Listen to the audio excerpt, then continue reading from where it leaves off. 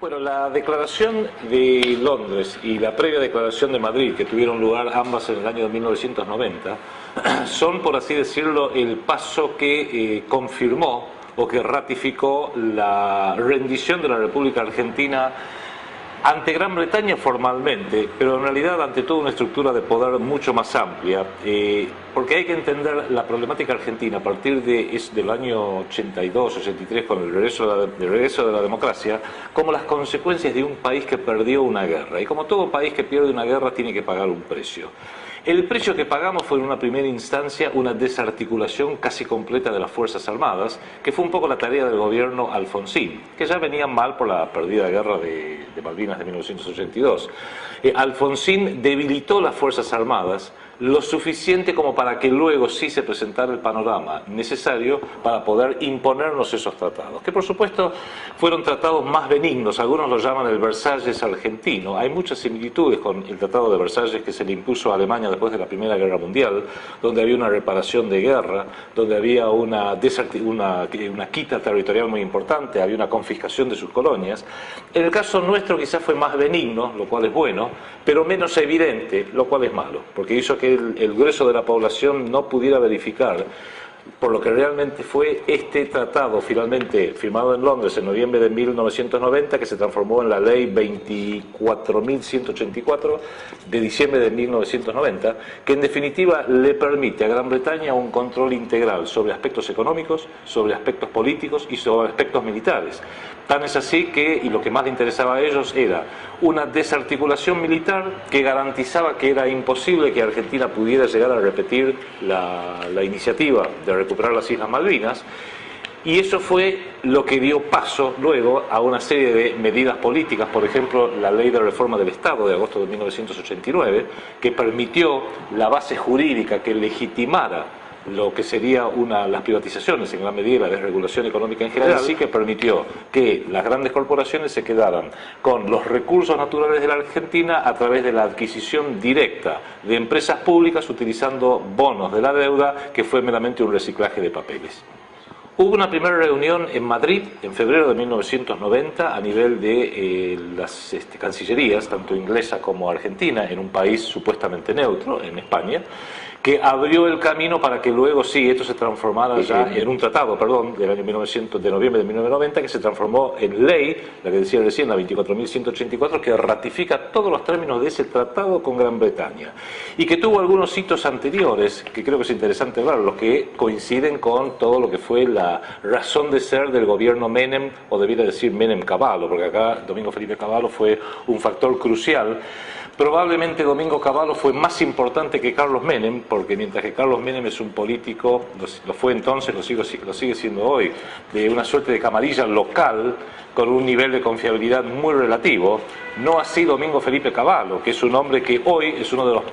dos miembros argentinos en la Comisión Trilateral de David Rockefeller, con lo cual el hombre verdaderamente de confianza ahí fue Domingo Cavallo. Pero hubo varios hitos muy interesantes. En septiembre de 1989, la reina de Inglaterra,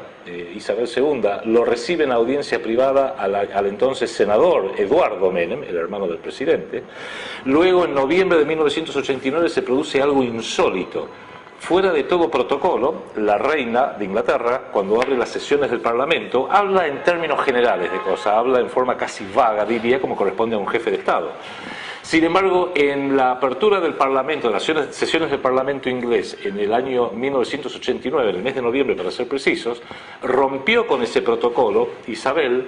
II se refirió a este tratado con la Argentina y dijo que esto abría enormes posibilidades para el comercio y para la industria británica de altísimo valor y altísimo interés, y en ese mismo mes visita a la Argentina una comisión que vino a ser una suerte de inventario y de relevamiento a cargo de Lord Montgomery para ver, bueno, cómo hace un buen capataz, un buen dueño cuando viene a visitar su estancia, para ver qué es lo que había en la Argentina que era pasible de privatizarse, para iniciar ahí sí de lleno todas las consecuencias económicas de ese tratado político firmado entre Argentina y Gran Bretaña.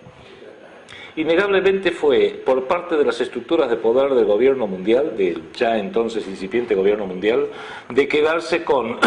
vastos recursos argentinos a un precio vil. Cuando se analiza, porque hay distintas formas de analizarlo, por ejemplo lo que se pagó por YPF, Yacimientos Petrolíferos Fiscales, se calcula que el valor pagado por Repsol, empresa española, que en realidad es una empresa testaferro, en ese entonces ya lo era, de la British Petroleum, porque a nadie escapa que España no tiene una gota de petróleo, y sin embargo en los años 80 surge Repsol como una gran empresa petrolera para un país que no tiene una tradición de explotación y de comercialización del petróleo. En alguna medida fue hecho debido a la colaboración histórica entre la Casa de Borbón y la Casa de Mountbatten británica, entre la corona británica y la corona española, de tener una entidad que permitiera quedarse con YPF, quedarse con el petróleo argentino, pero que pareciera que son los españoles los que se quedan y no los ingleses, porque todavía en el año 90 hubiera sido demasiado sensible para la opinión pública. De manera que eso se calcula que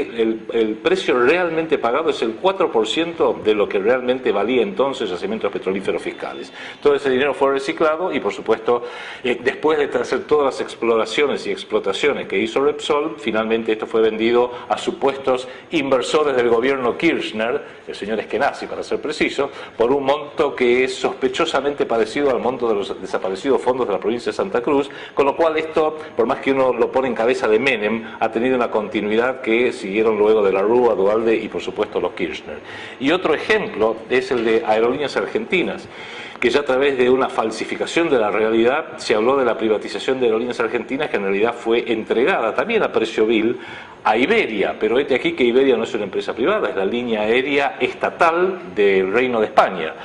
Y uno de los ejemplos más notorios, que también lo menciona el doctor González en su libro, es que dos aeronaves Boeing 707, antiguas por cierto,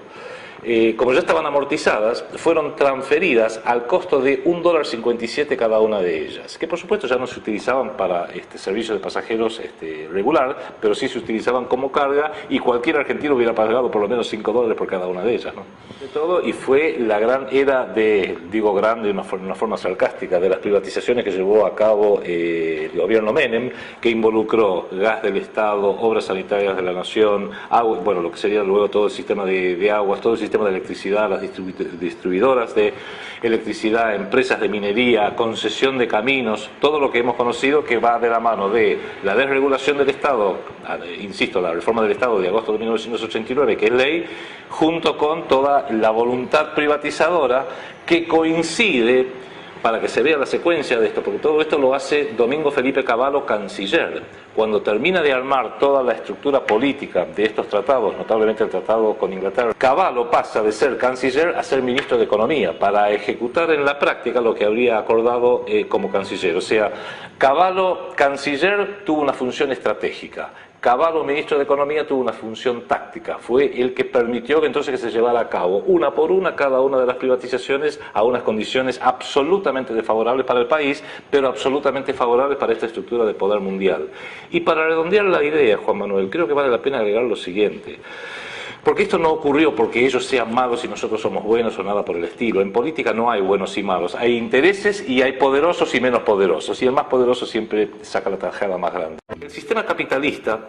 a lo largo de las décadas, se basó sobre un crecimiento casi permanente. Entonces lo importante era hacer crecer la actividad económica, de la cual Estados Unidos fue la cuña, por así decirlo, después de la Segunda Guerra Mundial. Hacia los años 70, el crecimiento del capitalismo empieza a parar. Entonces buscan nuevas formas de mantener los márgenes de utilidad. Una forma, desde luego, fue la desregulación de la globalización, que permitió, por ejemplo, que una fábrica que estaba pagándole a obreros en Chicago o en Londres o en París pudiera seguir fabricando computadoras, radios o televisores con obreros de Tailandia, Taiwán, Hong Kong o México, al sur de la frontera, lo cual era bajar los costos a través de los salarios. Otra fue las privatizaciones, de las cuales Argentina fue uno de los participantes más importantes, que ha sido precisamente la de tomar ciertos flujos financieros y utilidades que iban a parar al tesoro de distintos países, privatizarlo para que fueran a parar a esta estructura multinacional, global, económico-financiera. Y luego vimos, ya cuando estaban hechas las privatizaciones acá en Argentina, que pasaron a otro paso todavía, que fue la de generar ganancias electrónicas, el mercado de los derivados, que en definitiva ya se divorció de la economía real para seguir generando un pseudo crecimiento del capitalismo en el ámbito de lo virtual. Y por supuesto eso tampoco funcionó, y todos nos hemos enterado, porque hay que ver la perspectiva histórica y la continuidad, que en septiembre del 2008 todo el sistema en sí, como estaba armado, ha colapsado. Con lo cual es para tener presente de que lo que Argentina sufrió y la libra de carne que entregó fue meramente para darle un poco más de vida a un sistema que ya hoy en día de todos modos está en colapso y está viéndose reemplazado por una cosa absolutamente nueva que probablemente va a ser muy autoritaria y que va a ser un gobierno mundial de derecho obligatorio, y sus decisiones va a haber que acatarlas. No voy a abrir juicio, el mío personal lo tengo, muchos argentinos lo tienen, respecto de la calidad o falta de ella o carencia de ella moral del expresidente Menem. Pero si uno fuera, y yo de hecho lo soy, muy crítico respecto de todas las decisiones del gobierno Menem, que fueron absolutamente catastróficas para el interés nacional, si Menem fuera un caso aislado, al menos simplificaría el problema, porque diríamos, tuvimos la mala suerte de tenerlo a Menem. Pero lamentablemente vemos como antes de la presidencia Menem, y desde luego de la presidencia Menem, el mismo tipo de decisiones, aún más lesivas para el interés nacional del país, se siguieron tomando por los gobiernos sucesorios, sea el de la Rúa, sea el de Duhalde, y muy especialmente el de Kirchner, con lo cual la conclusión a la cual uno arriba es la siguiente. Yo creo que hay que evitar el enojo con un determinado político. Lo que pasa es que la culpa la tuvo Menem y la tuvo Cavallo. Sí hay que señalar sus inserciones en las estructuras de poder. Creo que más importante es tomar conciencia que es todo un sistema que solo permite que surjan a los máximos puestos de gobierno a personalidades como Menem, de la Rúa y luego el matrimonio Kirchner. Porque en definitiva, a través de un uso discrecional del dinero, excesivo incluso de lo que es el dinero, se van identificando aquellos políticos locales que son argentinos porque tienen DNI o pasaporte argentino, pero que no están identificados ni con el bien común del pueblo ni con el interés nacional de nuestra nación. Se los identifica, se los prueba a ver si tienen los talentos, el carisma, la voluntad, las ganas, algunos conocimientos como para poder llegar a ser presidente, gobernador, ministro, secretario de Estado, senador o diputado, y ver si es permeable a alinear sus acciones a cambio de dinero, digamos a través de un sueldo, por así decirlo, mucho dinero, porque son dos rubros distintos, prestigio, fama, ser prestigiado por los medios internacionales, y de esa forma se los va comprando de alguna medida, lo cual siempre uno diría, pero ¿por qué habrían de hacer algo así? Porque siempre es mucho más barato que invadir un país. Es mucho más barato identificar y usar a políticos e intelectuales locales como una suerte de caballo de Troya o guarda pretoriana, es mucho más barato que invadir un país, por más que de vez en cuando lo hacen, como lo han hecho con Vietnam, lo han hecho con Irak, lo han hecho con Afganistán y lo han hecho con Palestina, y lo han hecho con la ex Yugoslavia. Innegablemente creo que Menem es meramente uno de los casos más notorios de ese sistema que utiliza a los presidentes, por más que los llamen presidentes, en realidad como gerentes generales, como Chief Executive Officers del país. Y cuando uno redefine la función de Menem y de Cavallo como la de un gerente general y un gerente departamental, llamémoslo así, ¿quiénes son los miembros del directorio que rige sobre la Argentina? Y por encima de ese directorio, ¿quiénes son los accionistas de la República Argentina, que son los verdaderos dueños? A partir de ahí uno empieza a dilucidar que hay un modelo en el cual la actuación de Menem, la actuación de Cavallo y estos tratados inicuos y perversos firmados con Gran Bretaña y con otros 50 países, porque el de Gran Bretaña de lleno y se integró a la globalización, pero todo eso cobra sentido cuando uno lo inserta dentro de este modelo. Y no hay que verlo como los malos que atacan a nosotros los buenos. En realidad son los poderosos que nos atacan a nosotros los débiles y tontos. Bueno, la ciudadanía, si quiere, puede tener conocimiento porque, insisto, y creo que es el único libro que se ha escrito, o uno de los principales que se ha escrito al respecto, el que analiza todos los pormenores del tratado con Inglaterra y con los demás países del mundo por parte del doctor Julio González. Sin embargo, la ciudadanía, para tomar conciencia de esto, tendría que leer el poquísimo material que está disponible. Estuvo en los diarios cuando se firmaron los tratados y fue presentado como que Argentina finalmente resolvía sus problemas, Argentina finalmente regularizaba su situación diplomática con Gran Bretaña, que no fue regularizado durante todo el gobierno de Alfonsín, Argentina se integra al primer mundo, no fue vendido así. Con lo cual, yo me pongo en el sitio de la ciudadanía, de la cual obviamente somos todos parte,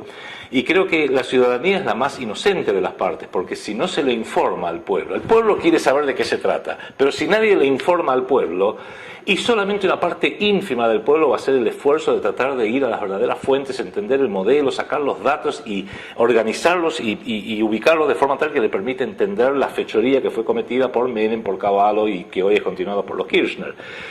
Acá en la Argentina, en realidad, y esto rige hasta el día de hoy, desde luego desde que volvió la mal llamada democracia hasta el día de hoy, que es una suerte de triángulo perverso. Y como todo triángulo tiene tres lados. Un lado de ese triángulo perverso son los gobernantes que están en el poder, obviamente, en el poder ejecutivo, en el poder legislativo, inclusive en el poder judicial y a nivel nacional, a nivel provincial y a nivel municipal, porque cuando vemos el poder que maneja la Ciudad Autónoma de Buenos Aires estamos en el mismo problema. El segundo lado de este triángulo perverso es una falsa oposición que se opone a lo secundario, pero jamás se le ocurriría oponerse a lo primario. Un ejemplo de hace apenas unos meses, a principios del año 2010, vimos como todos los medios hablaban de una gran disputa que había entre la presidenta Cristina Kirchner, por un lado, y la oposición respecto del uso discrecional o no de fondos del Banco Central para pagar la deuda externa, que engancha con todo esto que hizo Menem Cavallo, que empezó con los tratados de Malvinas. Y se discutía si tenía que salir por un decreto de necesidad de urgencia, si tenía que pasar por el Congreso, si había que analizarlo así, asado. O sea, estaban discutiendo el gobierno y la oposición, y muy ácidamente, cómo pagar la deuda externa, cuando en definitiva lo que en la Argentina hay que discutir es cómo no pagar la deuda externa, porque la Argentina tiene una deuda que se le ha sido impuesto a través de guerras ganadas, a través de gobiernos ilegales e ilegítimos que desplazaron a gobiernos auténticamente legales, como ocurrió en 1976, y Argentina podría fácilmente declarar la deuda externa como deuda odiosa y como mínimo repudiar buena parte de ella. Pero por supuesto, esa iniciativa la tiene que tomar o el Poder Ejecutivo o el Poder Legislativo en la República Argentina, y este sistema del dinero se garantiza que nadie que ocupe la Casa Rosada y ninguna mayoría que ocupe el Congreso de la Nación se le ocurriría ni por las tapas tomar estas iniciativas. Y el tercer lado de este triángulo perverso son los multimedios monopólicos, que también obedecen y están alineados a este sistema de poder y que le dan micrófono y cámara a todos los que mantienen las líneas y los puntos de vista políticamente correctos y se lo quitan y condenan al ostracismo, mediático al menos, a todos los que sustentan opiniones distintas a ello. Con lo fácil, porque los medios son empresas, y como empresas tienen intereses económicos y financieros, y como empresas tienen accionistas, y la mayoría de sus accionistas son empresas, anunciantes y financistas del propio sistema de poder global. Los que anuncian en los grandes multimedios, ya sabemos que son las grandes empresas, que en definitiva son las que, si dejan de comprar publicidad, les traerían un grave problema, sea a los grandes diarios de Buenos Aires, que algunos son grandes por el tamaño de su papel, a las cadenas de radio, a las cadenas de televisión. Los accionistas, lo mismo, y en algunos casos, notorios son los dos grandes diarios de Capital Federal, donde tiene como uno de sus principales accionistas, uno a Citicorp y el otro a Goldman Sachs, de manera que cualquier información que digan estos diarios, demostrando y desenmascarando todas estas maniobras que benefician nada más y nada menos que a sus accionistas y a sus anunciantes, sería una forma de suicidio. Que tuviera la osadía de publicar algo por el estilo no duraría ni 24 horas trabajando para ese medio. Con lo cual, en definitiva, como tenemos a todo esto se le llama el sistema democrático. Terminamos teniendo un sistema democrático que es tan perverso que lo peor que tiene para ofrecernos son gobernantes colocados en sus máximos sitios de poder por dinero de la droga, de la efedrina, por ejemplo, o por valijas repletas de dólares. Pero lo mejor que nos puede ofrecer son otros gobernantes. Voy a hacer un nombre, el señor de Narváez o el señor Macri, por ejemplo, que pueden decirnos, no, yo jamás voy a acceder o a tomar fondos impropios porque yo soy rico, y como soy rico puedo bancarme mi propia campaña, y es verdad, porque un señor como Macri, un señor como de Narváez tienen suficiente dinero para poder solventar sus propias campañas, con lo cual lo mejor que nos puede ofrecer este sistema mal llamado democrático es un gobierno de los ricos, con lo cual en última instancia terminamos teniendo la mejor democracia que el dinero puede comprar. Es todo parte de un sistema que distorsionó el sistema jurídico argentino y el sistema económico argentino para que beneficiara a esta estructura de poder que buscaba maximizar sus beneficios, y siempre en detrimento de la República Argentina. Fíjate vos que una de las cosas que se realizó es, hasta 1991, la deuda externa, que todavía se podría haber investigado con relativa facilidad, estaba en cabeza de unos 25 bancos. Gracias al señor Cavallo, el señor Daniel Marx, esa deuda se transformó en los bonos, los famosos bonos Brady, que fue una idea del entonces secretario del Tesoro Nicholas Brady, operada por el subsecretario del Tesoro Mulford,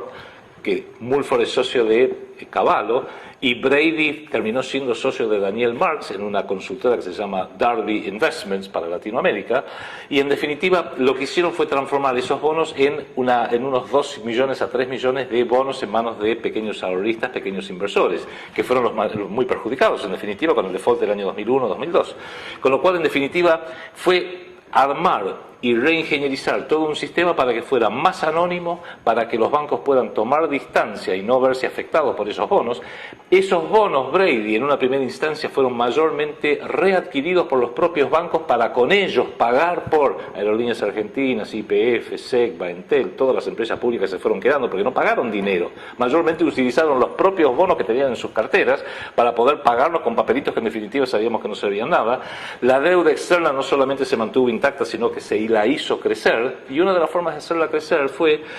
la artificial, el cambio artificial mantenido entre el dólar y el peso, que en el caso del gobierno Menem-Cavallo fue la ley de convertibilidad, el 1 a 1. Pero más allá de eso, y como demostración que es un modelo, hubo 3 hitos cambiarios en la República Argentina que todos son casi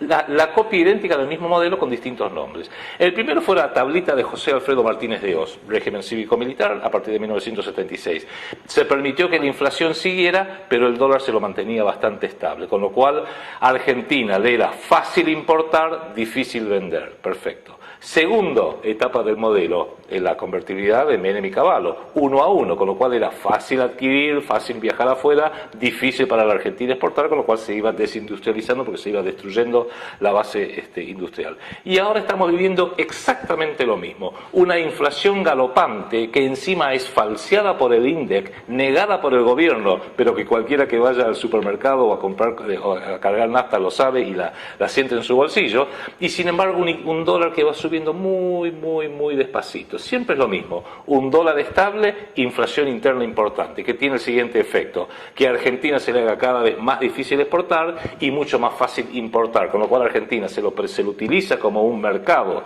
para las corporaciones sin acceder a nuestros bienes de exportación, salvo los que a ellos les pueda llegar a interesar. El petróleo, el gas,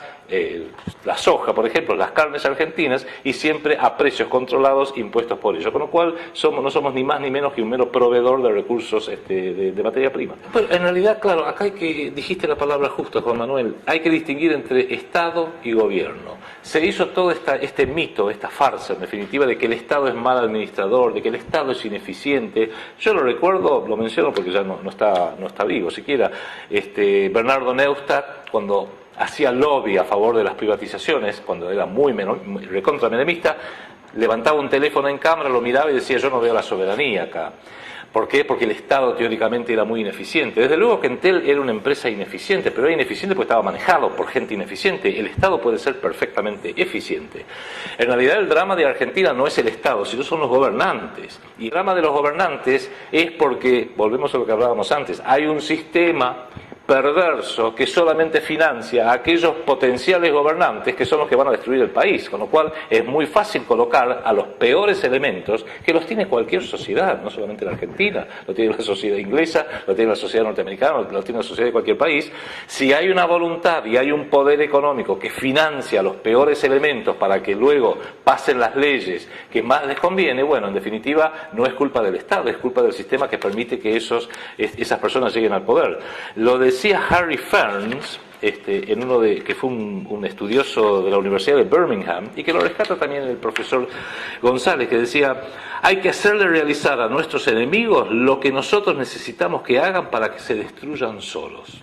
Y luego, en ese mismo trabajo, que es un trabajo de los años 60, agrega respecto del peronismo: como no sea mediante una guerra civil devastadora, resulta muy difícil imaginar cómo puede deshacerse la revolución efectuada por Perón. Lo cito como un ejemplo porque es típico y es un buen ejemplo de que cuando el Estado es ocupado por verdaderos estadistas que responden a los intereses del pueblo, como fue el gobierno de Juan Domingo Perón entre 1946 y 1955, hacen una revolución tan importante, incluso de esclarecimiento de la población, que luego los poderosos del mundo, para poder deshacerlo, requieren una guerra civil. Lo dice uno de los propios hombres del riñón del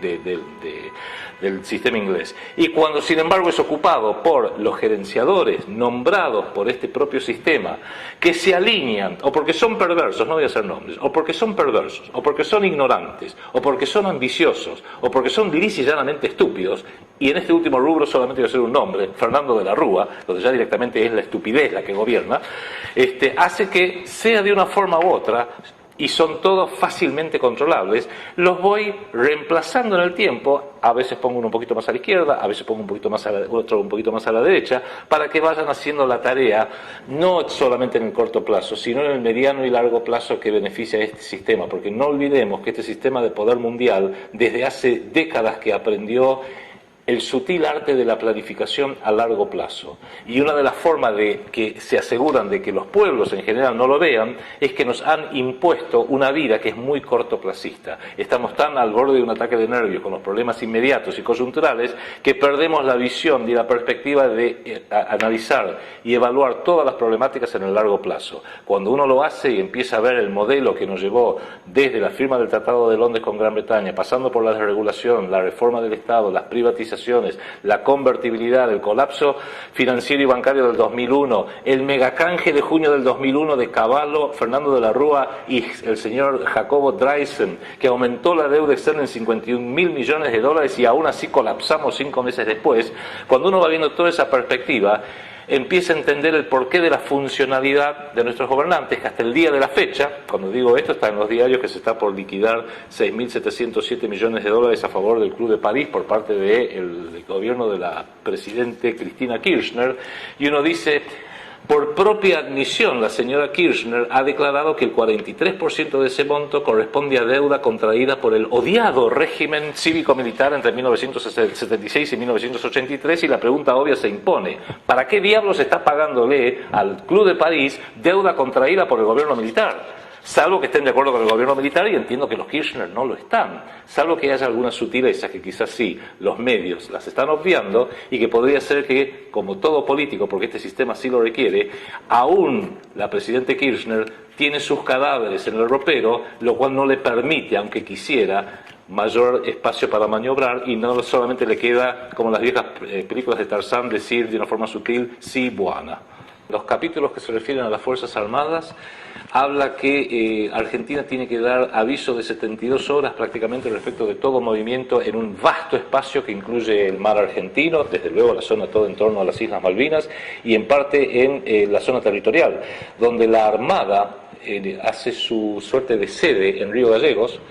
La Fuerza Aérea hace su suerte de sede en Comodoro Rivadavia, y al Ejército Argentino ni se lo menciona. Con lo cual el Ejército Argentino, que sería la fuerza madre tradicional de la República Argentina, aquella que puede hacer valer la soberanía nacional, porque no nos engañemos, en última instancia la prueba ácida de la soberanía nacional de cualquier Estado soberano son sus Fuerzas Armadas, y Argentina en el sur directamente no las tiene, hace que en realidad Argentina ya hoy dejó de ser, hace tiempo, y esto no es los Kirchner acá quizás son meramente parte de un proceso, porque esto ya viene desde Alfonsín como mínimo, dejó de ser un país independiente. Porque un país es independiente por voluntad propia, por una voluntad de ser independiente, como lo fuimos cuando nos independizamos de España, o como es independiente, supongo, Estados Unidos, o China, o Rusia. Manifiesta una voluntad clara y concreta, la comunica al mundo de que va a mantener su independencia y su soberanía, y el que se meta con ella sabe que se va a meter en graves problemas. Sin embargo, Argentina no hace nada de eso. Se desarmó unilateralmente, ha insultado a nuestras Fuerzas Armadas, que hoy no solamente tienen a una comandante en jefe, que es una señora que en realidad entiende poco y nada de estrategia, sino que tienen como una jefa operativa directa, la señora Nilda Garré, que está íntimamente ligado al grupo guerrillero Montoneros, que trató y que hizo atentados y que mató a militares y prácticamente llevó a este país a una guerra civil en los años 70. Pero como te decía, la independencia se tiene que ejercer. Hoy Argentina no está invadida por tropas extranjeras, no por voluntad propia, sino por bondad extranjera, porque cualquier país, y no me refiero a los poderosos de Estados Unidos, Brasil, si Brasil o Chile, por una extraña razón, decidieran mañana que van a invadir a la Argentina, no hay absolutamente nada que podamos hacer al respecto, porque el poder de fuego es tan asimétrico a favor de Brasil o de Chile, y ni hablar si los dos se ponen de acuerdo, que Argentina no podría hacer absolutamente nada. No estamos invadidos, pero no es por voluntad propia, es porque gracias a Dios tenemos un pueblo hermano en Chile, un pueblo hermano en Brasil, que ha decidido no hacerlo. Con lo cual Argentina, en definitiva, agreguémosle, y son adversarios, al revés que los pueblos hermanos de la región, que es Inglaterra, que tiene un portaaviones imposible de hundir a 700 millas de las costas argentinas, en las Islas Malvinas, y ahí empezamos a entender, bueno, evidentemente Argentina ya hace mucho que dejó de ser un país soberano, y cuando venga el venidero gobierno mundial de derecho, esto lo van a blanquear, y ahí sí van a terminar más de uno llorando como mujeres los que no han sabido defender como hombres. Mira, hay que ver también las perspectivas geopolíticas mucho más amplias. Recuerdo hace unos años, estando en Estados Unidos, vi un programa que creo que era 60 minutos, 60 Minutes, con Mike Wallace, un gran periodista allá, y lo estaba entrevistando a Sir Henry Kissinger, que es Sir porque la corona británica lo ha ennoblecido debido a los servicios prestados a la corona británica. El mismo Sir Henry Kissinger, que en junio de 1978 dio el discurso inaugural de bajada de línea en el CARI, el Consejo Argentino para las Relaciones Internacionales, que es uno de los centros de poder de la República Argentina, cuyos miembros fundadores incluyen Roberto Aleman, Roberto Lavagna, Fernando de la Rúa y Mariano Grondona, para nombrar algunos de los más notorios. Y cuando al final de esta entrevista le dice Mike Wallace: a ver, Henry, vamos a hacer un ping-pong de preguntas. Yo digo una palabra y vos respondés eso que te viene. Entonces empezó a hacer el ping-pong de preguntas. Henry es muy lúcido. Y en un momento le dice: Argentina. Y Sir Henry se quedó pensando y dijo: una daga que apunta a la Antártida. Y yo ahí dije: la pucha, Sir Henry sí que entiende de geopolítica. Y en esa lógica de la Antártida, de Islas Malvinas, de la Patagonia, es todo el enorme tablero de ajedrez geopolítico en torno a toda esta zona, que, insisto, incluye al último continente aún inexplotado, que tiene reservas petrolíferas, gasíferas, minerales, de agua potable incalculables. Nuestra humilde presencia en la Antártida nos han barrido como uno barre a unas hormiguitas que están ahí molestando, y la Antártida directamente ya ni siquiera aparece en nuestros mapas, porque justamente esa daga que apunta a la Antártida es la Patagonia Argentina, y el próximo paso es que se van a quedar territorialmente con la Patagonia Argentina. Quizás no necesitan hacerlo a través de la invasión militar, probablemente la privaticen. Y yo me imagino en poco tiempo que van a proponer alguna UTE, una Unión Transitoria de Empresas, a la cual se le haga la concesión por 99 o 599 años, lo mismo da, de Patagonia. Y la van a llamar Patagonia Limited o Patagonia Inc. y va a ser una conjunción de empresas petroleras, empresas mineras, empresas de tecnología, empresas de defensa norteamericana, algún destacamento de la CIA, del Mossad israelí, de la Agencia de Seguridad Nacional,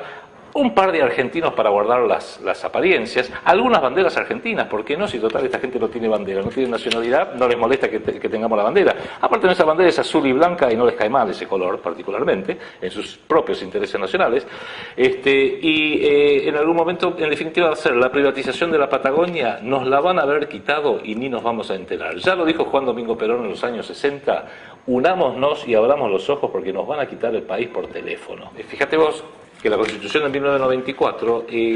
al margen de otras particularidades que no las puede discutir o no, en realidad yo creo que se hizo con un objetivo, y casi diría un único objetivo en mente,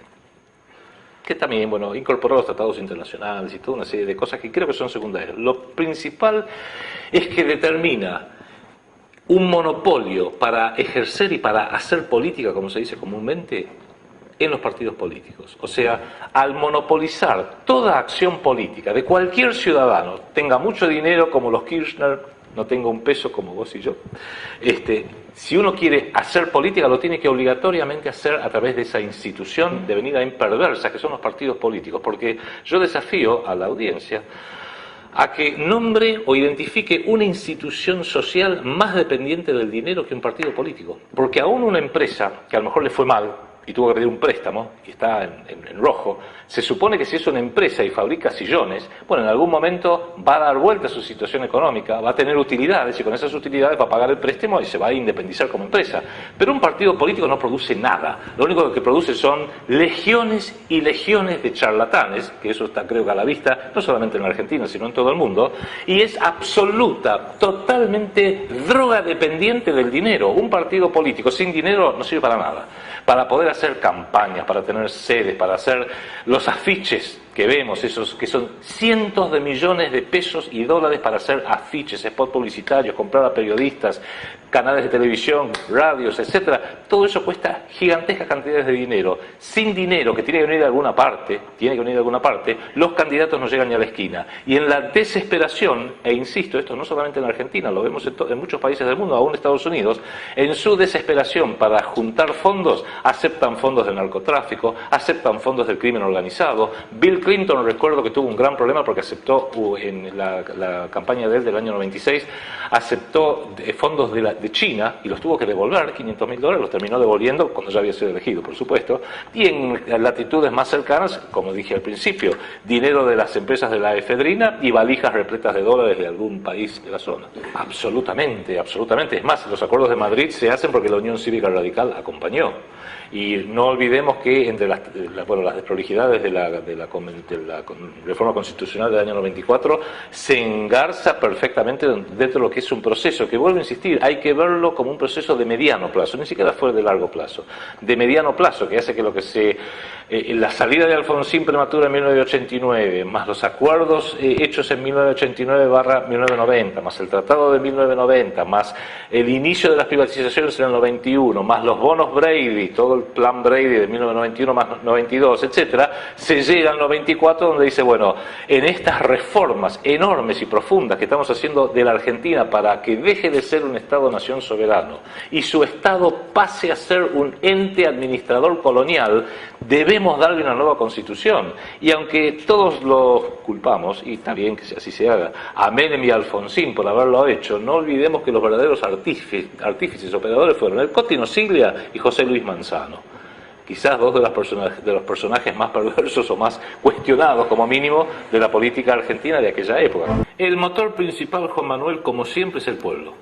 Es el pueblo esclarecido que presione a los políticos, en el gobierno, a la oposición, a los medios, a donde sea necesario. Ese pueblo que siempre sabe, cuando hay algo importante, salir a la calle para hacer sus revoluciones pacíficas, como lo hizo en el 45, como lo hizo con el cacerolazo, como lo hace cada vez que considera que hay algo que es de importancia. Solo lo puede resolver el pueblo, pero el pueblo tiene que poder saber de qué se trata. Con lo cual, yo diría que, para sintetizarlo porque hay una versión de 4 horas y la versión de 1 minuto, vamos a hacer la versión de 1 minuto. Que es la propuesta nuestra, que es la propuesta de lo que estás haciendo vos, Juan Manuel, lo que hace desde Pino Solanas, pasando por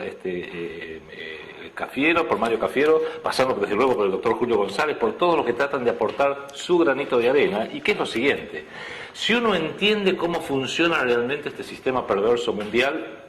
a nivel planetario en nuestro país, si segundo, uno puede diagnosticar y decir, claro, si el sistema de poder funciona así, la Argentina está como está, en una situación deplorable, como resultado lógico de ese modelo de poder. Y eso nos lleva, tercero, al qué hacer. Y el qué hacer es muy fácil. Cuando uno entiende por qué este sistema de poder, tanto global como localmente en la Argentina, con los nombres notorios que todos conocemos, ¿por qué quieren que pensemos de una determinada forma y actuemos de una determinada forma? Y al mismo tiempo quieren que no pensemos de otras maneras, como por ejemplo nos enseñó Perón, y no actuemos de otra manera. Entonces la solución es fácil: hagamos exactamente lo contrario de lo que quieren. Por ejemplo, y son 5 pilares básicos. ¿No quieren que tengamos un Estado nacional soberano? Restauremos el Estado nacional soberano como corresponde para que tenga un proyecto nacional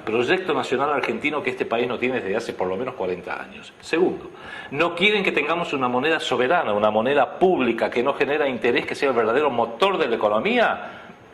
para reemplazarla en su lugar por dinero bancario que se multiplica solo a través del factor multiplicador bancario y encima se cobran intereses usureros? Recuperemos la moneda soberana. Sobre esto se puede hablar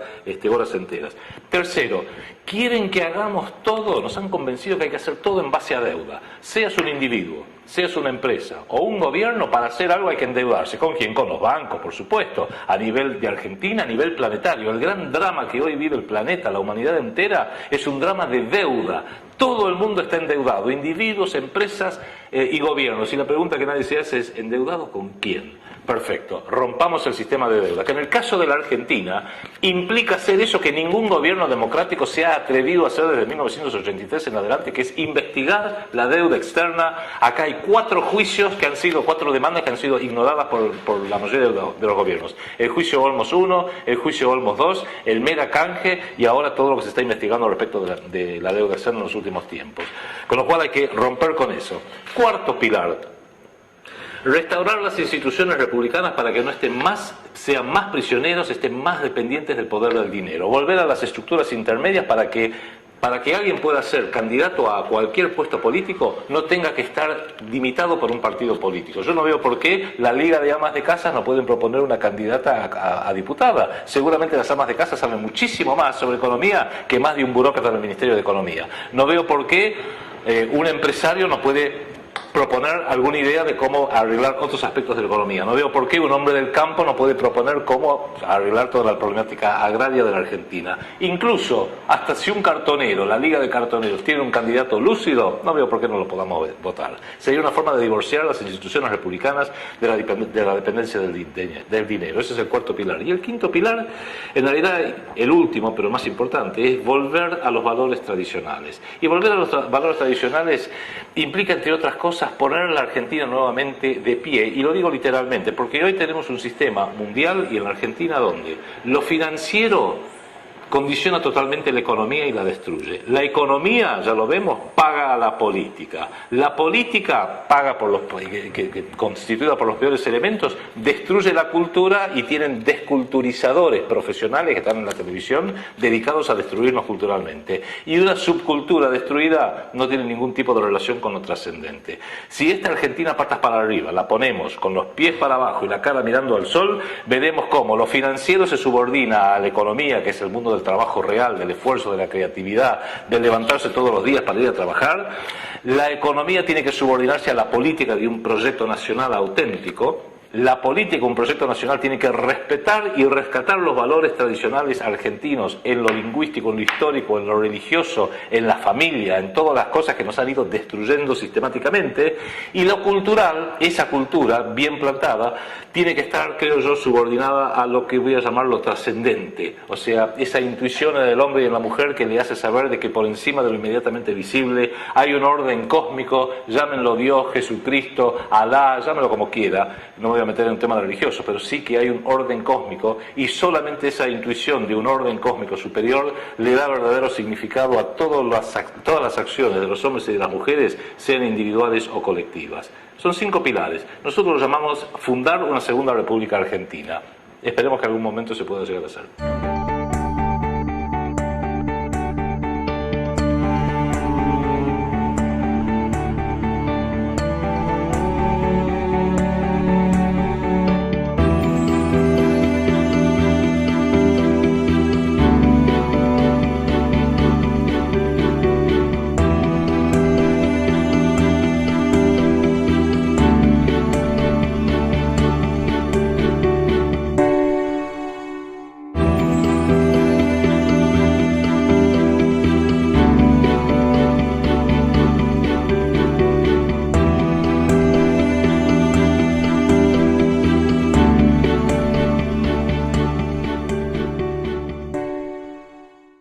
Proyecto Segunda República.